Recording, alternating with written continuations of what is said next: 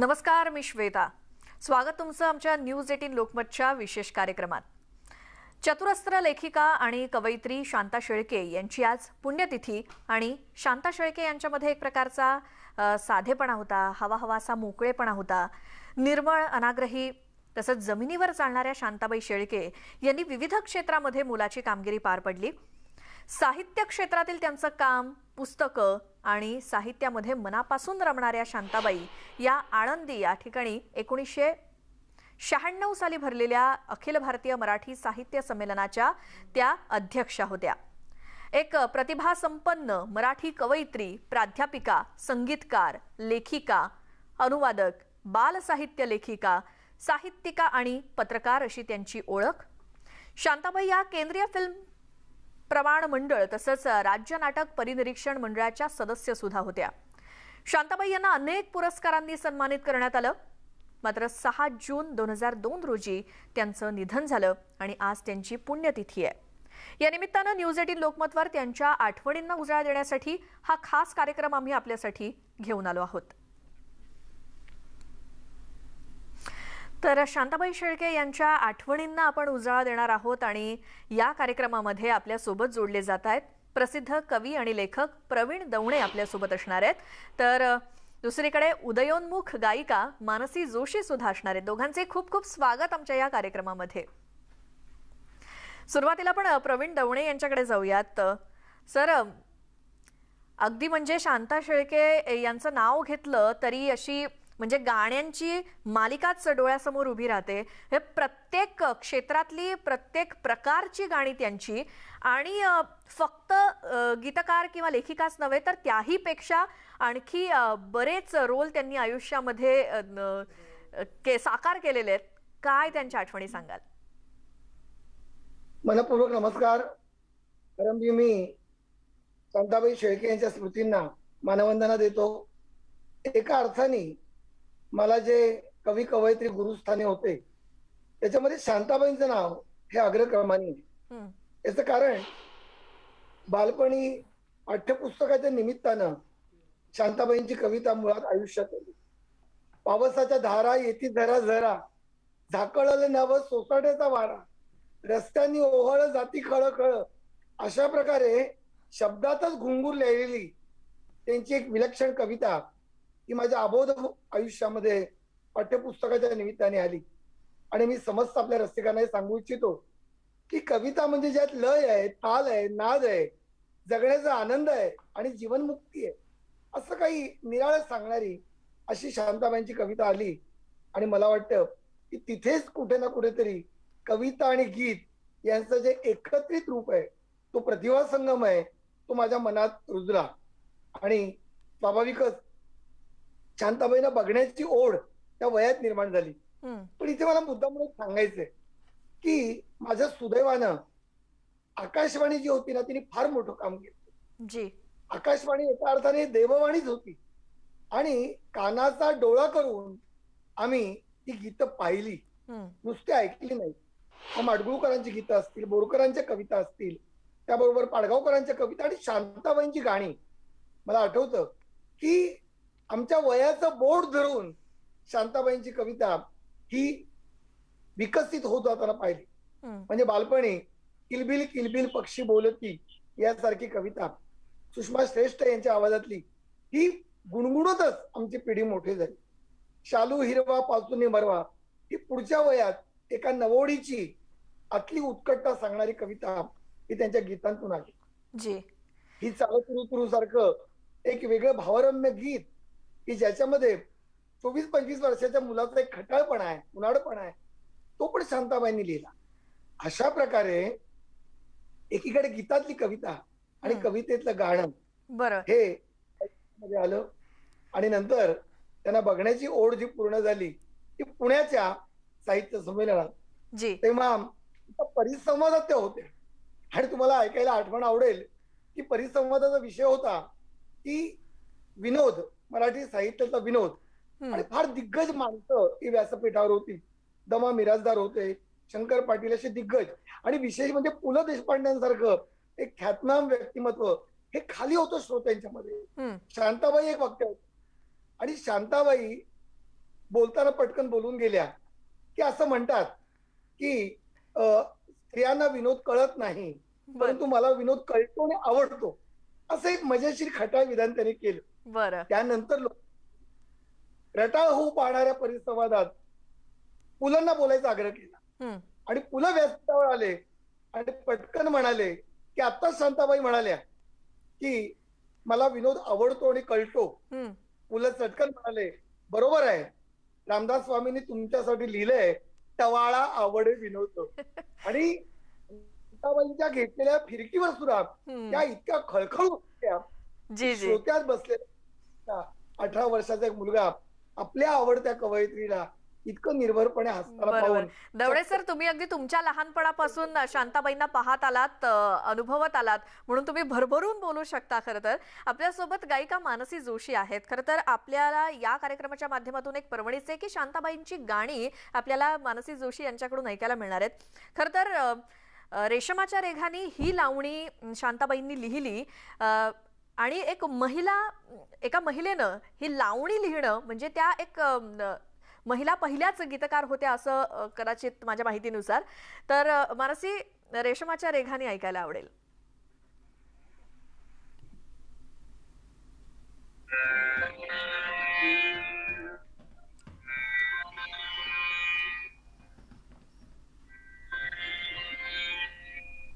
रेशमाच्या रेखांनी लाल काळ्या धाग्यांनी कर्नाटकी कशी दामी काढीला, हाताने त्याला वळवू माझ्या साडीला. रेशमाच्या रेखांनी लाल काळ्या धाग्यांनी कर्नाटकी कशी दामी काढीला, हाताने घालावू माझ्या साडीला. नवी कोरी साडी लाख मोलाची पडलेली नक्षी मुलैलाची.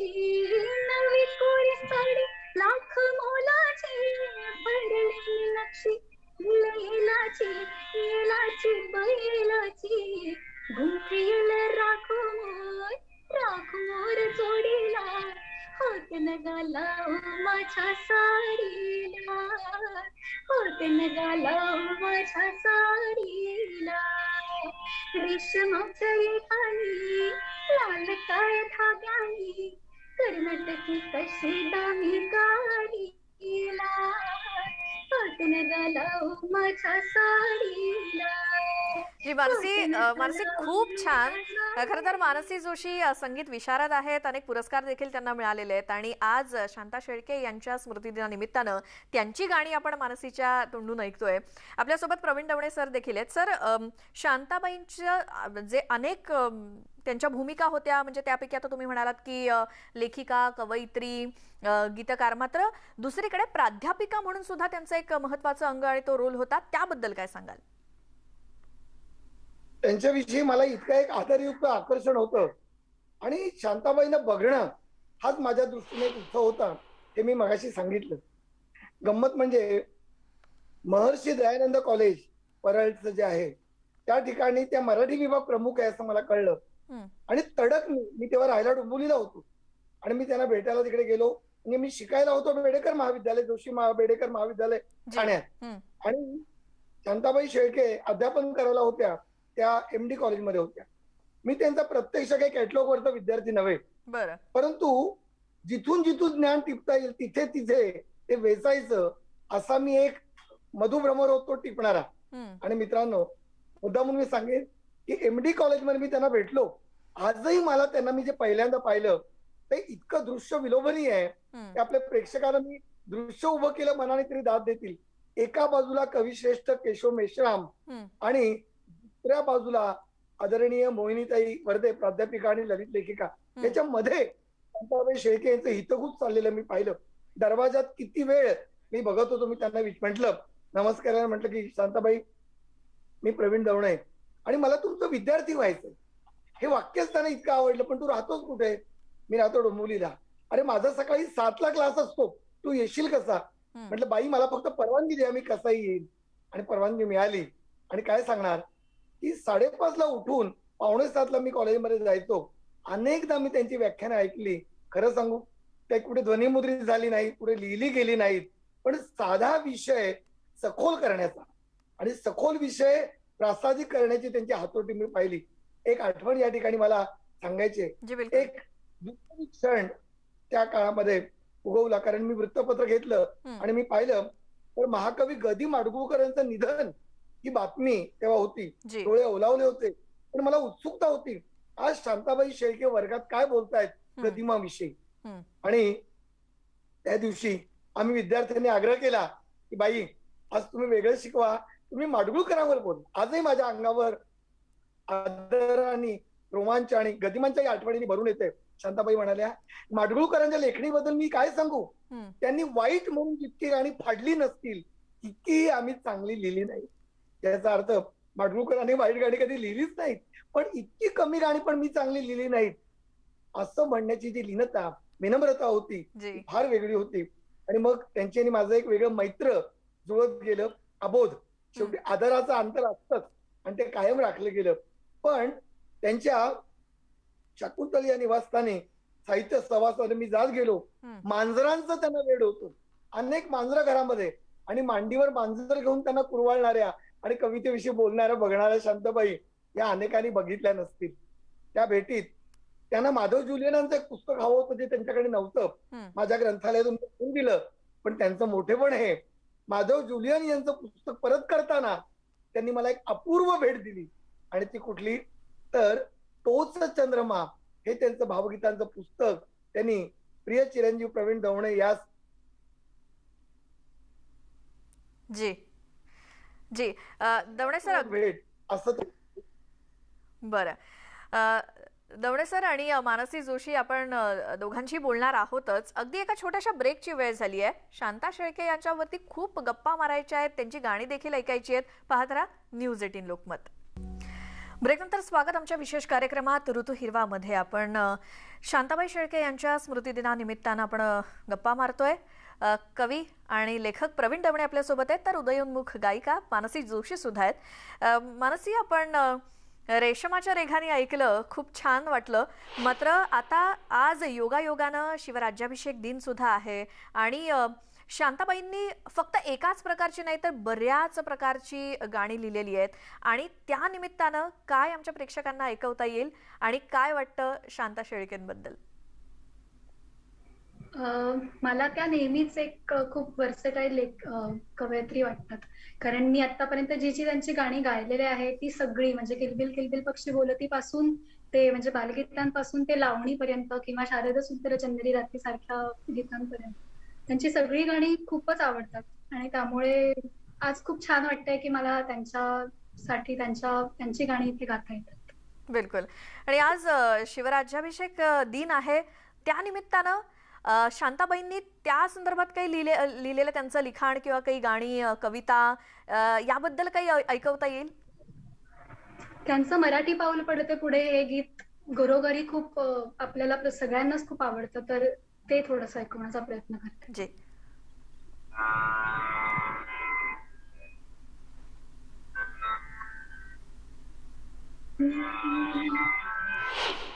माया भवानी प्रसन्न झाली, सोन पाऊली खरा सवाली.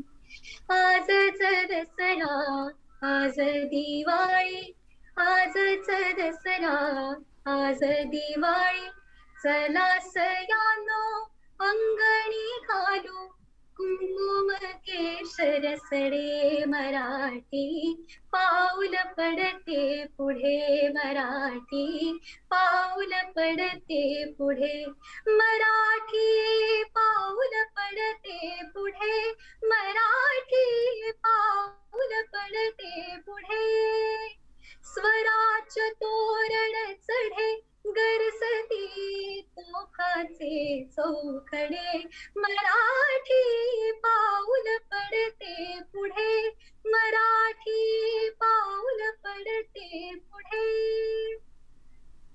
जी मानसी, खूप छान. आणि आज शिवराज्याभिषेक दिन आणि त्या निमित्तानं शांताबाईंचं गाणं ऐका, म्हणजे हा दुग्ध शर्करा योगच म्हणावा लागेल. प्रवीण दवणे सर आपल्यासोबत आहेत. सर, शांताबाईंचा अगदी म्हणजे थोडक्यात परिचय जरी करून घ्यायचा म्हटलं तरी यादी खूप मोठी आहे. त्यामुळे एका व्यक्तीमध्ये इतके सगळे गुण असणं हे खूपच दुर्मिळ. आणि तशा शांताबाई शेळके, काही त्यांच्या इतर गुणांबद्दल सांगाल? विशेष म्हणजे परंपरा आणि नवता यांना जोडणारा एक धागा म्हणजे शांताबाई शेळके. आपल्या सगळ्यांना, सगळ्या प्रेक्षकांना एक कार्यक्रम आठवत असेल, अतिशय गाजलेला रानजाई. आणि त्या रानजाई कार्यक्रमामध्ये सरोजिनी बाबर यांच्यासारख्या लोकवाङ्मयाच्या गाड्या अभ्यासक आणि शांताबाई शेळके यांची जी चर्चा व्हायची आणि त्याच्यातून शांताबाईंची स्मरणशक्ती ही किती विलक्षण आहे याचा प्रत्यय सगळ्यांना यायचा. कधी झोपाळ्यावर बसून, कधी नागपंचमीची गाणी गात, कधी वडाच्या झाडाखाली साधी शिदोरी खात, अशा प्रकारे त्या दोन मैत्रिणी कशा प्रकारे कवितांच्या स्पर्धा लावायच्या ते आपण सगळ्यांनी पाहिलं. यावरून शांताबाईंच्या स्मरणशक्तीचा एक वेगळा प्रत्यय येतो. दुसरं त्यांचं गुण म्हणजे एखाद्या वेगळ्या भूमिकेत त्या लगेच शिरू शकायच्या. काय असतं की जो गीतकार कवी आहे किंवा जो कवी गीतकार आहे त्याच्याकडे ही एक कला असणं अत्यंत आवश्यक आहे. त्याला मी एक प्राध्यापक किंवा माझं वय 50 अशा तऱ्हेचा एक रिजिड कडक टणक असून चालत नाही. गेले तेथे मिळाले हो असा पाण्यासारखा स्वभाव हा लागतो. आणि शांताबाईंकडून माझ्यासारखा एक नवा कवी, गीतकार, लेखक हे शिकत होता. त्यांच्यातला झपाटा मला आजही आश्चर्य वाटतं की एकीकडे व्याख्यानाची बातमी त्यांची यायची आणि पटकन दुसऱ्या दिवशी प्रभुकुंजमध्ये गाणं लिहायला सुरुवात त्या दीदींच्या बरोबर, आशाताईंच्या बरोबर, उषा मंगेशकर आणि मीनाताईंच्या बरोबर उपस्थित असायच्या. माझं एक भाग्य हे असं की रंग उषेचे ही जी दीर्घ ध्वनिमुद्रिका त्या काळामध्ये प्रकाशित झाली, त्यामध्ये त्यांच्या बरोबर गाणी लिहायचा मला योग आला. ही आठवण मी सांगण्याचं कारण असं की कान्हू घेऊन जाय हे त्यांचं जे प्रसिद्ध गाणं आहे त्या गाण्याची निर्मिती एका अर्थाने माझ्या समोर किंवा ते घडत जाताना मी पाहिलं. त्याच्यात एका ओळीवर चर्चा केली आणि शांताबाईंनी मोठेपणाने उषाताईंना आणि मीनाताईंना सांगितलं की प्रवीणला पण तुम्ही याबद्दल चर्चेत घ्या, बोला. तोही एक चांगल्या प्रकारे विचार करणारा कवी आहे. याचा अर्थ एका विद्यार्थी असलेल्या कवीला सुद्धा इतका मान द्यायचा, महत्व द्यायचं, एक मोठेपण त्यांच्यामध्ये पाहिलं. म्हणजे स्मरणशक्ती, आता झपाटा आणि दुसऱ्याला पण मोठं करण्याची एक जी दाद द्यायची युक्ती, ही दाद द्यायचं फार मोठं मन लागतं. म्हणजे शांताबाईंना प्रत्यक्ष पाहिले युट्यूबवर पाहतील ना तर एखाद्या ताकामध्ये लोण्याचा गोळा असा हलावा आतल्यात त्याप्रमाणे डोक्यावर पदर घेऊन शांताबाई दाद तुमच्या लक्षात येईल. प्रवीण दवणे सर, तुम्ही ज्या आठवणी सांगताय, अगदी ज्या पद्धतीने सांगताय ते सुद्धा अगदी रंजक वाटतंय ऐकायला. आपल्याकडे वेळ फार कमी आहे. खूप खूप धन्यवाद मानसी जोशी आणि प्रवीण दवणे सर, तुम्ही आमच्या या कार्यक्रमामध्ये सहभागी झालात. शांता शेळकेंसंदर्भातल्या खूप छान आठवणी सांगितल्यात आणि मानसीकडून सुद्धा बरीच गाणी ऐकायला मिळाली. खूप धन्यवाद.